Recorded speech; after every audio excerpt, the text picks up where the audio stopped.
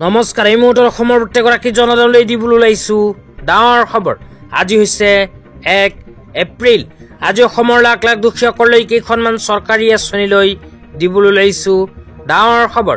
তো যিসকল মানুহে ভিডিঅ'টোত ক্লিক কৰিছে, অনুগ্ৰহ কৰি ভিডিঅ'টো স্কিপ নকৰি প্ৰথমৰ পৰা শেষলৈ চাই থাকিব, কিয়নো এইটো ভিডিঅ'ৰ মাজত আজি SHG গোটৰ মহিলাসকলক মুখ্যমন্ত্ৰী মহিলা উদ্যমিতা অভিযান আঁচনি 10,000 টকা প্ৰদানৰ পৰা আৰম্ভ কৰি চৰকাৰী ঘৰলৈ কেইখনমান গুৰুত্বপূৰ্ণ খবৰ আপোনালোকক প্ৰদান কৰিম।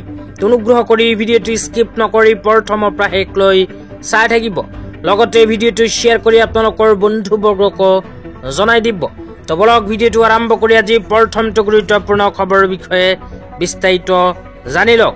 আজি প্ৰথমটো গুৰুত্বপূৰ্ণ খবৰ হ'ল চৰকাৰী ঘৰলৈ। অসম চৰকাৰে ইতিমধ্যে চৰকাৰী ঘৰলৈ এখন বিশেষ আপডেট প্ৰদান কৰিছে। ইতিমধ্যে 20 লাখ দুখীয়াসকলে লাভ কৰিলে চৰকাৰী ঘৰ। তো আপোনালোকৰ নাম যদি চৰকাৰী ঘৰৰ নতুন লিষ্টত অন্তৰ্ভুক্ত হৈ আছে, তেন্তে আপোনাৰ বেংক একাউণ্টতো অতি শীঘ্ৰেই সোমাই যাব চৰকাৰী ঘৰৰ টকা।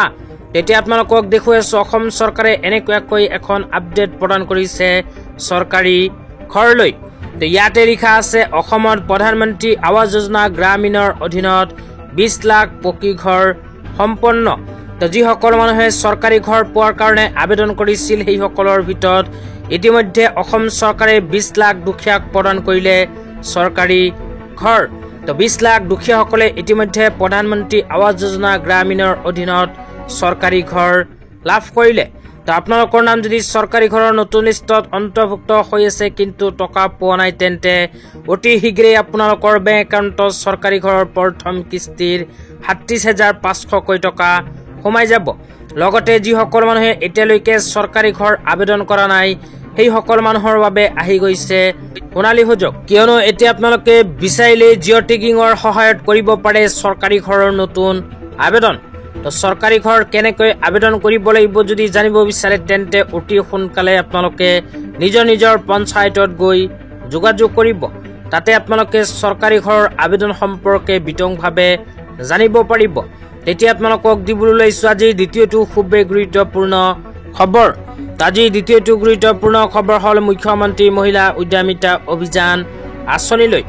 অসম চৰকাৰে 2025-26 বিত্তীয় বৰ্ষৰ বাজেটত মুখ্যমন্ত্ৰী মহিলা উদ্যমিতা অভিযান আঁচনিৰ বাবে 3,038 কোটি টকাৰ অনুমোদন জনাইছে।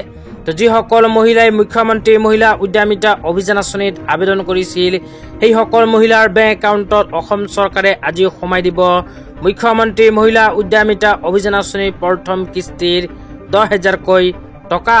তো আপোনালোকে মোবাইল স্ক্ৰীনত চাব পাৰিছে, অসম চৰকাৰৰ ফালৰ পৰা এনেকুৱাকৈ এখন আপডেট প্ৰদান কৰিছে মুখ্যমন্ত্ৰী মহিলা উদ্যমিতা অভিযান আঁচনিলৈ। তো ইয়াতে লিখা আছে, মহিলাৰ অৰ্থনৈতিক সবলীকৰণ সুদৃঢ় কৰাৰ উদ্দেশ্যে আমাৰ চৰকাৰৰ বৃহৎ পদক্ষেপ মুখ্যমন্ত্ৰী মহিলা উদ্যমিতা অভিযান আঁচনি।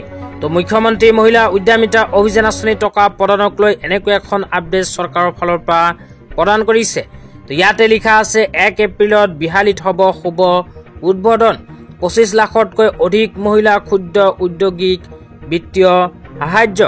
আজি হ'ল 1 এপ্ৰিল। আজি অসম চৰকাৰে বিহালীৰ পৰা মুকলি কৰিব আত্মসহায়ক গোটৰ মহিলাসকলৰ প্ৰথম কিস্তি 10,000 টকা। তো আপোনালোকে যদি মুখ্যমন্ত্ৰী মহিলা উদ্যমিতা অভিযান আঁচনিত আবেদন কৰিছিল, তেন্তে আপোনালোকৰ বেংক একাউণ্টত আজি 10,000 টকা সোমাই যাব। আজি ইমানেই। ভিডিঅ'টো চাই কেনে পালে নিশ্চয় কমেণ্ট কৰি জনাই